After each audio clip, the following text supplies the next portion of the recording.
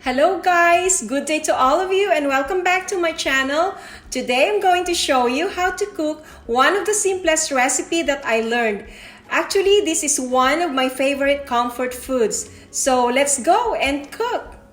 Okay, so guys, I'm going to show you the list of the ingredients.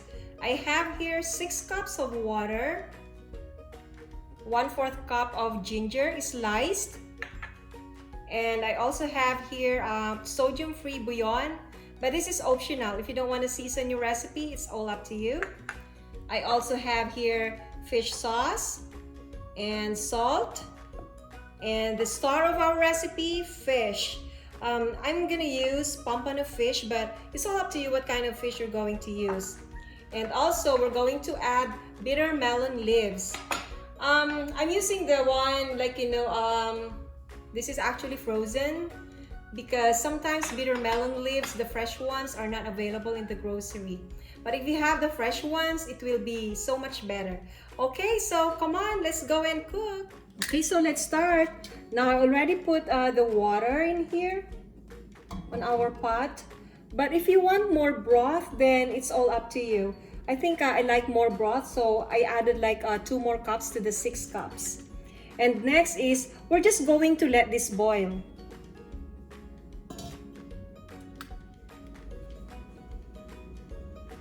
Okay, our water is now boiling. I'm going now to put the bouillon. And next is the ginger.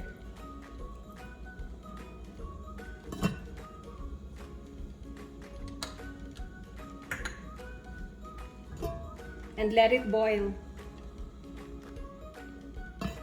You know guys, I learned this recipe from a friend of mine when I was in Dagupan City. And since I tasted this recipe, you know, it has been one of my favorites. So nagbo-boil na po yung broth natin. Ilagay na po natin yung isda.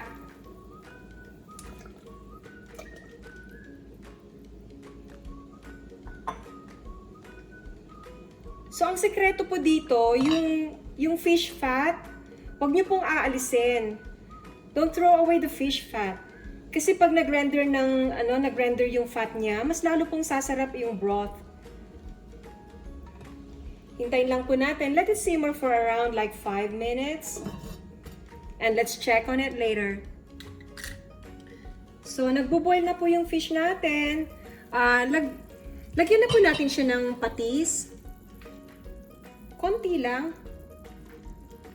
You can season this according to your taste. And a little bit of salt. Remember that we put already the bouillon earlier. So, ayaw naman po natin ng masyadong maalat. And we're just gonna add, if it's still na kulang pa yung alat niya. And that is just simmer for like another minute. You can actually see na makikita mo na yung fish is already cooked.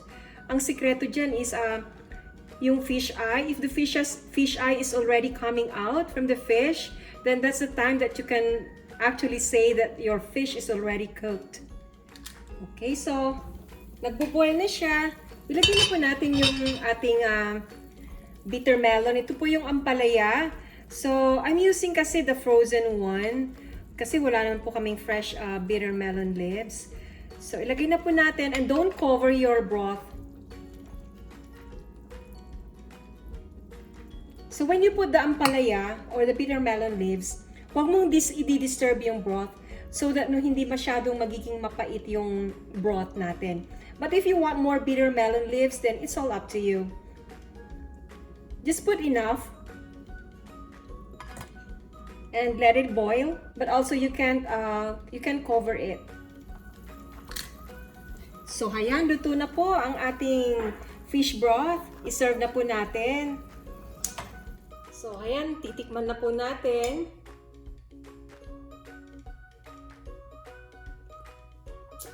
Sarap.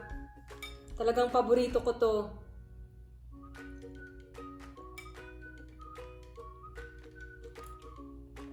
Medyo mapait siya, pero naglalaban yung lasa ng the ginger tsaka the bittermelon leaves. So yummy, guys. I'm telling you, this is really bestseller for me. Okay, so thank you for watching my video. And don't forget to subscribe to my channel and also hit the bell so that you can have always the notification from me if I have new video. Okay? Salamat po sa inyong lahat. Paalam!